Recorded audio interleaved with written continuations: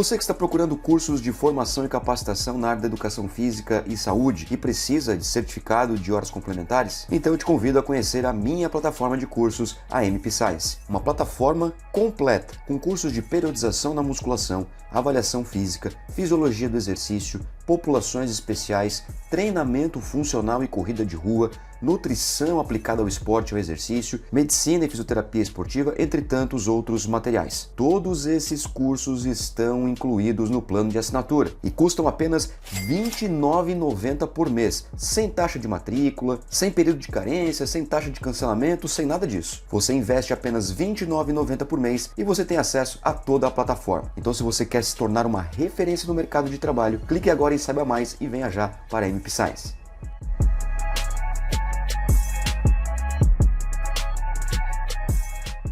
Fala pessoal, tudo bem com vocês? Sejam bem-vindos a mais um vídeo aqui no canal e nessa aula eu quero conversar com você sobre carga interna de treinamento. Então já aproveita, se inscreve no canal, deixa seu like e compartilha esse vídeo com os profissionais de educação física, beleza? Vamos lá, o que é carga interna, para que serve e como que a gente chega, por exemplo, nesse gráfico aqui e interpretar as variáveis do controle de carga interna, beleza? Então olha só. Em primeiro lugar, nós temos dois tipos de carga de treino. Carga externa, que é o produto. O que é produto? É uma palavra bonitinha na matemática que significa multiplicação.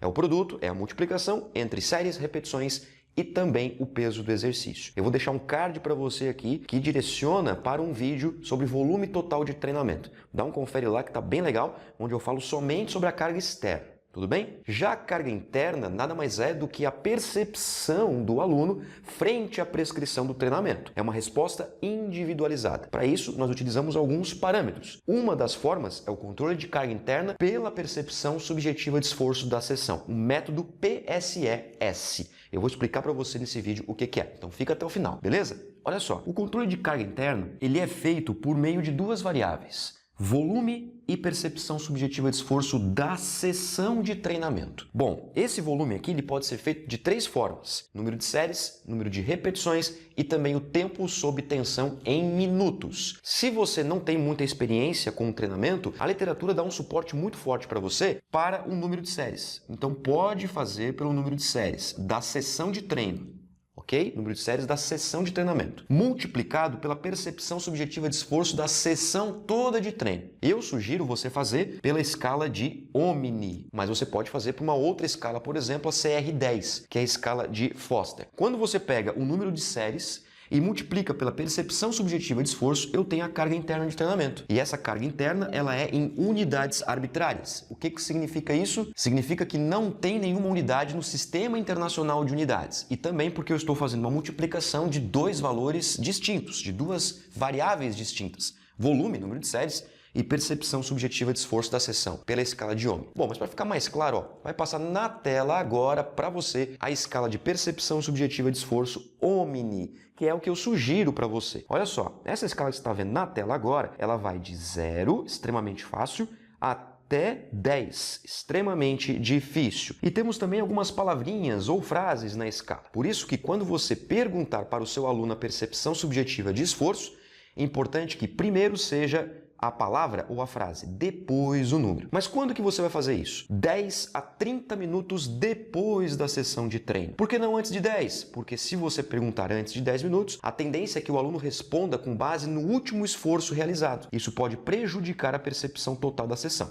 Se você fizer depois de 30, o aluno tende a esquecer como foi. Nesse sentido, 10 minutos parece ser um tempo bem bom, não só para a questão de literatura científica, mas também para a nossa prática, para que o aluno não espere muito. Sendo assim, 10 minutos depois você vai perguntar: como foi a sua sessão de treinamento? A partir dessa pergunta, o aluno vai olhar a escala e vai responder primeiro a frase ou a palavra e depois o número. E é importante que o aluno tenha noção da sessão toda de treinamento. Olha só, supondo que o aluno tenha dito que o treinamento foi um pouco difícil. Só porque repare que um pouco difícil pode ser nota 6 ou pode ser nota 7. Então você vai fazer uma segunda pergunta para o aluno.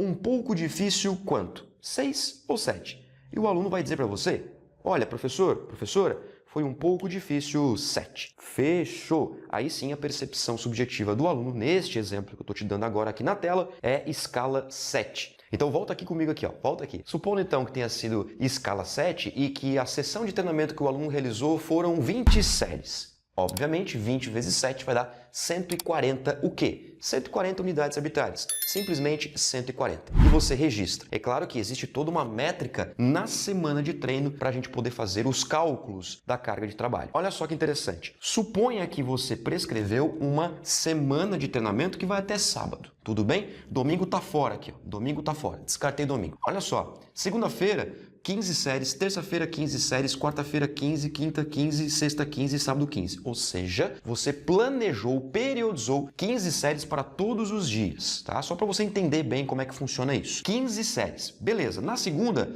o aluno disse para você que o treino foi difícil 8. Difícil 8. 15 vezes 8 dá 120. Tá aqui, 120. Tudo bem? Terça-feira foi nota 5, foi um pouco fácil 5. Pouco fácil 5 dá 75 unidades arbitrárias multiplicado por 15. Tá aqui. Na quarta-feira o seu aluno disse que foi um pouco difícil 7. 15 vezes 7, 105. Tá aqui. Na quinta-feira foi igual à segunda. 15 vezes 8 vai dar 120, supondo que o aluno tenha dito difícil 8. Na sexta-feira foi igual à quarta-feira, um pouco difícil 7. E no sábado o treino foi um pouco fácil 4. 15 vezes 4, 60. Tá aqui. Fechou as cargas. Fechou as cargas. Agora nós vamos para a segunda parte do controle, a segunda parte das métricas. Aqui você fez as multiplicações e registrou a quantidade de carga interna em cada sessão de treinamento. Fechou? Agora vamos para a segunda parte, que são as métricas para a gente entender os processos adaptativos do treinamento. Veja o seguinte, total de carga. Tudo isso aqui, se você somar, vai dar 585 unidades arbitrárias. É importante o total de carga porque ele vai participar de outras métricas, como a média, o desvio padrão e o coeficiente de variação. Então, se você somar todas as cargas, aqui nesse exemplo hipotético, vai dar 585 unidades, beleza? Outra coisa que você precisa identificar também é a média de carga. E aqui a média vai ter que entrar todos os dias. Então, nesse caso ali, a média é por 7 dias. Tá, mas Moacir, o aluno não treinou domingo. Não tem problema, o domingo faz parte do planejamento. Inclusive, você pode ajustar as cargas ao longo da semana ou propositalmente dar folga, tirar o dia de treino para que essas métricas batam lá no final do controle, ok? Então, aqui a média é por 7. Tem que fazer a média por 7. 585 nesse caso dividido por 7. 585 dividido por 7 vai dar uma média de 83,57 unidades arbitrárias. E por que a média é importante? Porque eu também preciso identificar o desvio padrão. O que é o desvio padrão, meu querido amigo profissional? O desvio padrão é a oscilação de carga ao longo da semana. Dá de fazer no braço o desvio padrão? Dá, mas é muito trabalhoso. Eu até explico isso num vídeo aqui de estatística, que eu tenho uma playlist de bioestatística no meu canal. Mas é claro que você vai utilizar um Excel, por exemplo, né? Já algo pronto para você identificar essa métrica aqui, ok? Essa variável desvio padrão. O desvio padrão reflete a oscilação.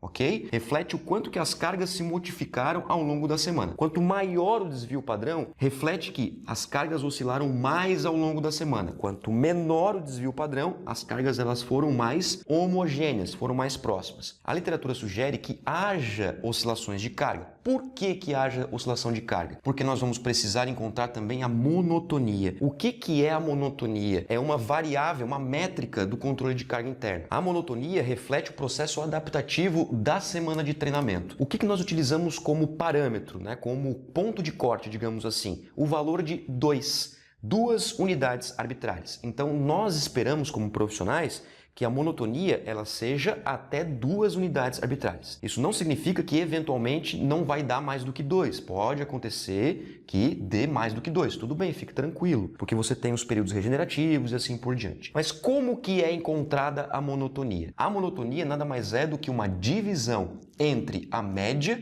pelo desvio padrão. Quando você pega 83,57, este valor aqui, e divide por este valor, eu tenho, então, a monotonia. Que nesse exemplo aqui, 83,57 dividido por 43,18 vai dar aproximadamente 1,94. Olha só que bacana. Então, a semana de treinamento gerou uma monotonia alta, inclusive quase em 2, né? Então, essa semana, apesar da monotonia ter ficado abaixo de 2, mas é um alerta para profissional de educação física, ó. Esse treino aqui gerou um estresse muito grande. É claro que eu nem estou entrando aqui quais foram os exercícios, se houve métodos de intensificação, nada disso. Apenas estou falando que a monotonia, né, um valor matemático de 1,94. Sugere-se até 2. Então a nossa semana foi adequada, foi teoricamente adaptativa para o nosso aluno. Tudo bem? Já o strain nada mais é do que a multiplicação entre a monotonia pelo total de carga realizada ao longo da semana. É uma outra métrica muito importante. Nós temos alguns valores aí de teto para o strain, 5 a 6 mil unidades arbitrárias. Então veja que é bastante trabalho realizado. Então quanto maior a monotonia e maior o total de carga, maior vai ser o strain. Só porque eu posso ter cargas elevadas ao longo da semana, só que com a monotonia baixa. Isso pode acontecer. E o strain ele não vai ser tão elevado assim. Bom, ao multiplicar 1,94 pelo total de carga da semana, que foi 585, vai dar 1132,29, ou seja, 1132,29 unidades arbitrárias. Veja que está bem longe de 5 e 6 mil. Então, essa semana de treinamento, teoricamente, ela foi positiva porque os valores, as métricas do controle de carga interna de treinamento nos permitem observar isso.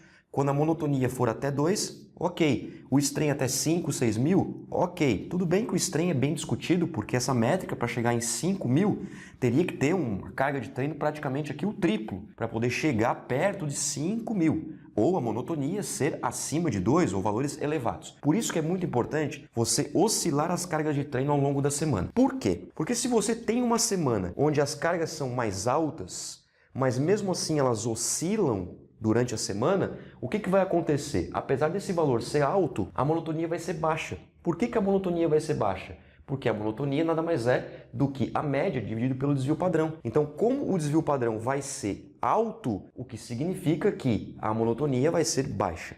Então, é inversamente proporcional. Se o desvio padrão for alto, a monotonia tende a ser menor. Se a monotonia for pequena ou baixa, ao multiplicar pelo total de carga, esse valor também vai dar pequeno. Isso justifica a importância da oscilação de carga de treino, porque eu posso ter um total menor do que 585, mas a monotonia dá 3.